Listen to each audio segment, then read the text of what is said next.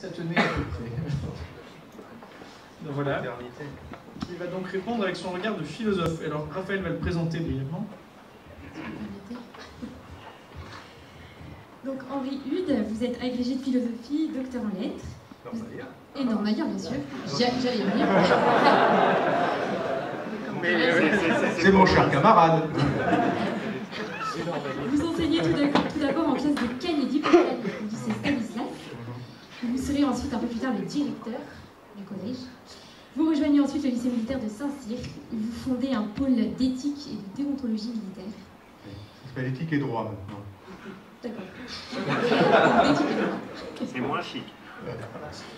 Et au cours de ces 30 années de votre vie professionnelle, vous n'avez finalement pas cessé d'étudier, de chercher, d'enseigner, et vous avez publié presque 13 volumes de travaux. Avant que je laisse la parole à monsieur, n'hésitez pas à faire tourner le live tweet aussi sur les interventions philosophiques. C'est bien sûr, on peut monter un peu le niveau de Twitter de temps en temps. Donc c'était déjà le cas avec un beau témoignage, mais on peut encore essayer de les pousser dans la stratosphère. Alors merci en fait, pour la présentation. Merci à Louis Manarange et Augustin Laudet de m'avoir invité. J'ai hésité pour savoir comment j'allais vous parler. Est-ce que je vais vous parler d'abondance, chose que je peux faire, ou bien est-ce que j'allais prendre fignoler un texte. Et je me suis dit que j'allais écrire un texte parce que finalement c'était plutôt mon rôle dans cette table ronde. Alors, fonder demain, c'est votre nom, n'est-ce pas? Bien. Alors vous vous interrogez sur le sens de votre nom. Alors en cela vous êtes philosophe au fond, parce que vous imitez Socrate. Je pense que c'est bien qu'un décideur réfléchisse, questionne radicalement. Comme Socrate, vous cherchez le sens et la juste définition des mots. Donc c'est une première forme de clarification et de lucidité. On ne peut que vous encourager, peut-être essayer de vous y aider, en tout cas, vous m'avez forcé à réfléchir à la richesse de la langue. Demain d'abord. Demain, grammaticalement, a deux natures, hein. Adverbe ou nom. Alors ça vaut la peine d'être noté, excusez-moi, c'est un peu pédant, mais du coup, votre nom a deux sens, n'est-ce pas? Alors le premier sens, si demain est un adverbe de temps, demain répond à la question quand. Ça veut dire donc quand fonder? Réponse demain. Pas très compliqué. Votre nom signifie simplement demain nous allons fonder. Nous fonderons. Il faut que demain nous fondions. Demain nous avons envie de fonder. Alors on vous demande de fonder quoi? C'est là qu'on arrive au deuxième sens. Le deuxième sens, demain peut être un nom. Et si demain est un nom, demain répond à la question quoi? Fonder quoi? Que fonder demain? Alors, un demain, un lendemain, un futur. C'est un second sens qui est moins évident, qui est plus profond et combien plus dramatique. Alors je crois que votre nom a ces deux sens. Donc vous êtes la jeunesse, par conséquent demain c'est votre jour. Mais vous avez conscience qu'il y a quelque chose qui est à fonder, vous avez envie de le faire demain. Et vous avez aussi conscience que ce qu'il y a à fonder fondamentalement, c'est un futur. Car le futur aujourd'hui ne va pas de soi, il est, on peut dire, infondé. Ce que vous voulez fonder, c'est demain. Parce que demain n'existera pas tout seul. Alors, fonder, c'est... Fonder, les mots ont une histoire, comme nos sociétés. Fonder vient du latin, comme la plupart des mots français, le plus grand nombre en tout cas. Ça signifie le fond, le point le plus bas. Et de fundus dérivent deux verbes cousins, qui sont fundare et fundere. Et les deux ont un sens, et les deux ont rapport à fonder demain. Alors, fundare, c'est renferme l'idée la plus facile. C'est la même chose qu'en français. Ça veut dire établir solidement, fixer, jeter les fondements, creuser les fondations, bâtir, construire, instituer, constituer. Que voulez-vous fonder? Une cité? Elle est déjà fondée depuis un certain temps. Mais en même temps, on a l'impression qu'elle a été fondée, refondée plusieurs fois dans l'histoire. Je veux dire le baptême de Clovis, la bataille de Bouvines, le sacre de Reims, la fête de la Fédération, etc. Une cité est à fonder chaque jour, invisiblement. Comment la fonde-t-on? Et une cité n'est pas simplement une construction matérielle. Une cité, c'est le résultat vivant d'une multitude de décisions plus ou moins coordonnées, fondées sur des principes communs qu'on appelle la culture.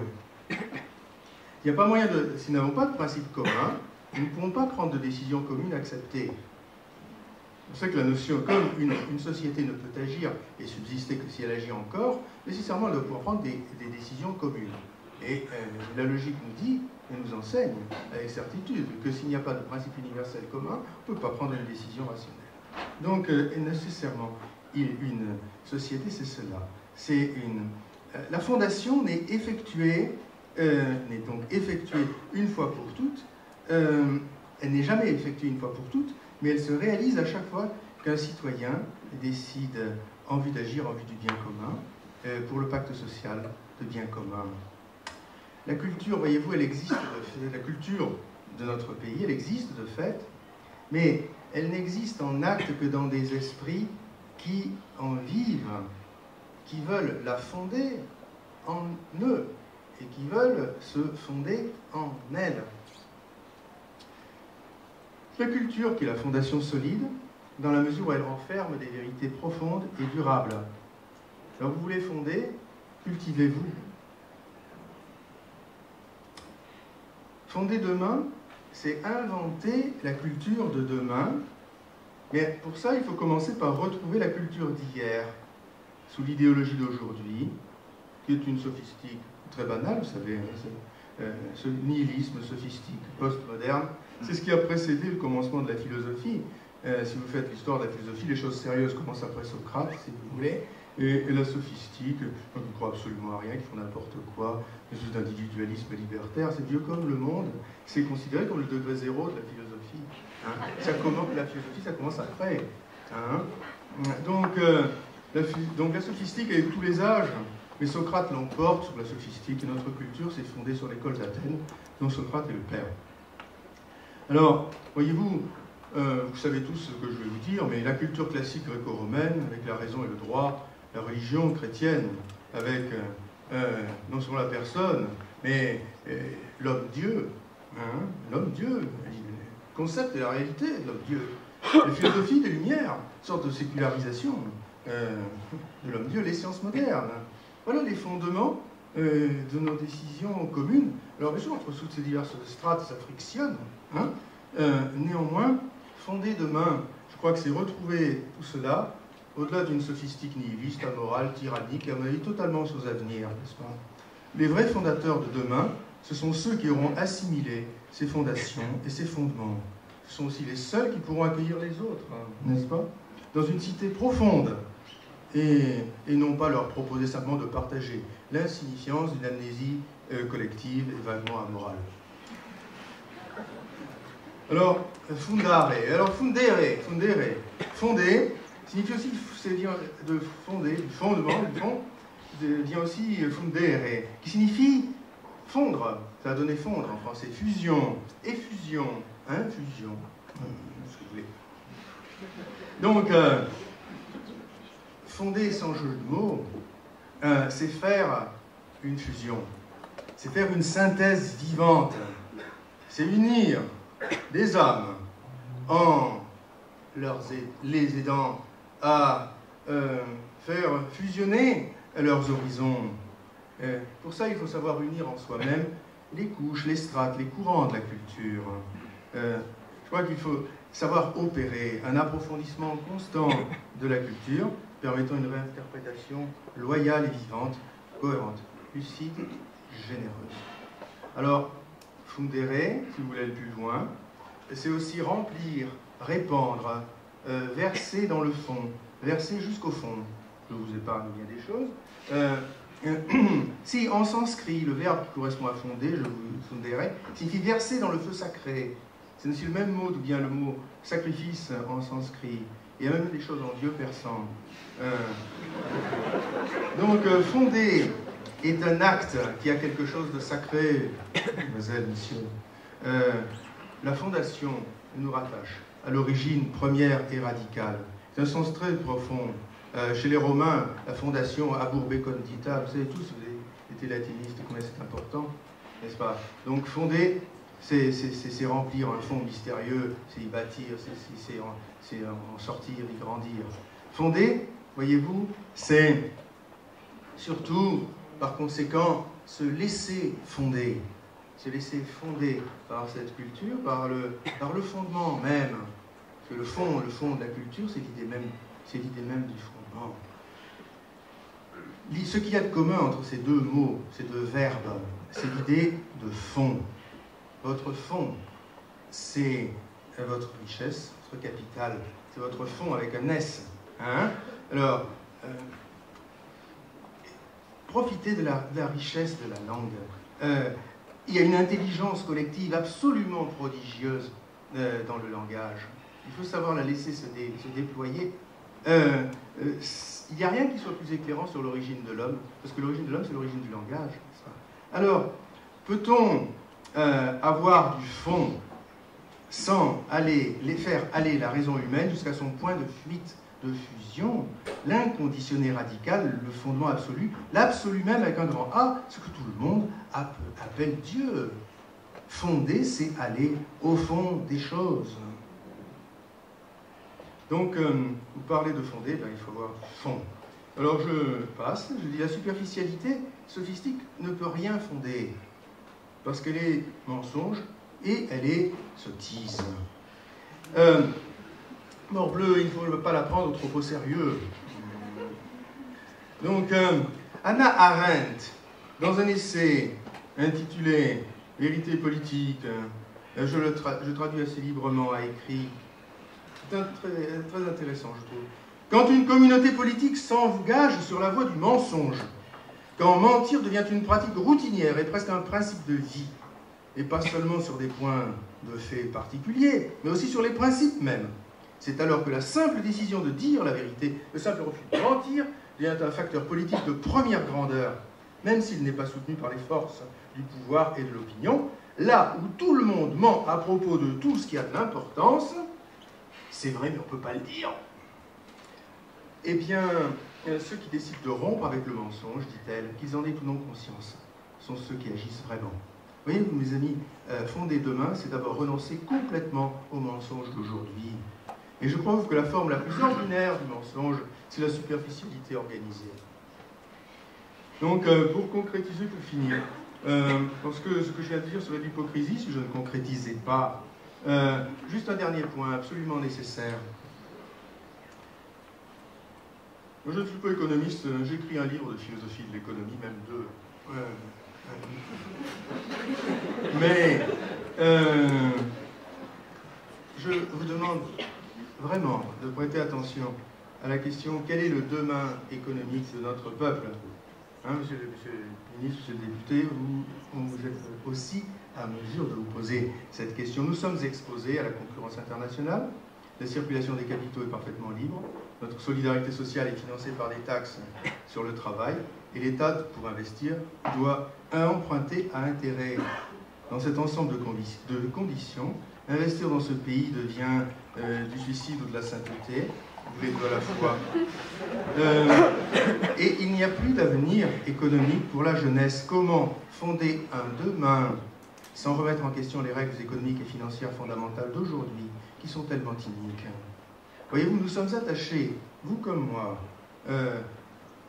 à un universalisme enraciné, un universalisme rationnel et chrétien, dont l'Europe et la mondialisation sont des aspects. Très bien. Et quel est le demain d'une Europe et d'une mondialisation qui signifie de plus en plus pour ces jeunes et ces habitants pas de demain? No future. Votre devoir, votre devoir, en dit-on, c'est d'accepter la mort économique pour l'amour de l'universel. Tout va pour le mieux, donc notre idéologie est parfaite, tout ça passera tout seul, et de toute façon, si on faisait autrement, ce serait pire. Dans ces conditions, demain, ça s'appelle la révolution. Et la révolution, c'est quelque chose qui se produit, l'expérience montre que ça se produit dans les moments les plus désagréables et les plus nocifs et toxiques de l'existence collective des gens. Donc, je crois qu'il faut avoir conscience de la nécessité pragmatique et morale du commerce, y compris du commerce international. La valeur pragmatique et morale des échanges, leur valeur humaine, la nécessité du développement global et partagé. Elle n'est pas enfermée dans sa nation, mais cela ne peut pas être au prix d'un libéralisme économique libertaire qui condamne les peuples entiers, des nôtres en particulier, à la mort économique à petit feu. Donc, chaque fois qu'on détruit 1000 emplois productifs, on crée 1000 mecs qui payent la girafe quelque part, et on finance ça avec de la dette. Jusqu'à quand cela peut-il durer? C'est absurde, n'est-ce pas? Bien. Alors, fonder demain, c'est donc inventer, au-delà d'un simple protectionnisme qui risque de faire corps avec l'État fermé, l'hostilité et la guerre, cela est vrai, mais aussi au-delà d'un libre-échange équivalent à la fois au monopole et à l'esclavage, clochardisation, c'est inventer, dis-je, une union du marché et de la solidarité, hein, du libre commerce et de l'investissement responsable dans des zones économiques cohérentes, intérieurement cohérentes et ouvertes les unes aux autres de façon raisonnable et bien réglée. Et il n'y a absolument rien, n'est-ce pas, qui soit là-dedans, qui soit réalisé de ce programme à l'intérieur du monde régi par les gods of money de Wall Street. Bien. Le président Lincoln, je termine sur cette citation, a déclaré en 1865, quelques semaines avant de se faire brûler la cervelle, je traduis là encore librement, c'est ma traduction, l'argent est la créature de la loi. Donc, l'origine radicale et le monopole de l'émission monétaire doivent être constamment réservés au gouvernement national. Il entend par gouvernement national le gouvernement de l'Union, mais en tout cas au gouvernement, à la puissance politique. Et il ajoute, au cas où vous n'aurez pas compris, ainsi les contribuables seront-ils préservés d'une affreuse masse de dettes et d'intérêts. Ainsi le peuple pourra-t-il être et sera-t-il muni d'une monnaie qui sera toujours aussi solide que son gouvernement sera resté sage et juste. Et la démocratie, ainsi l'argent cessera-t-il d'être le maître et deviendra le serviteur de l'humanité. Et la démocratie s'élèvera à un niveau supérieur au pouvoir de l'argent. Fin de citation. En terminant avec cette citation, je ne pense pas d'abord à vous qui êtes ici. Vous, comme vous dites, vous êtes plutôt une élite et vous tirerez toujours votre épingle du jeu d'une manière ou d'une autre. Je pense à votre génération, à l'immense jeunesse dont vous faites partie, qui n'a pas votre chance. Leur fonder demain, si vous méritez de fonder, ça veut dire pour vous fonder demain pour eux et avec eux. Il faut être leur fondé de pouvoir. Hein? Cela veut dire vous mettre de leur côté et à leur service pour les aider à fonder un demain qui soit aussi le leur. Voilà, je vous remercie.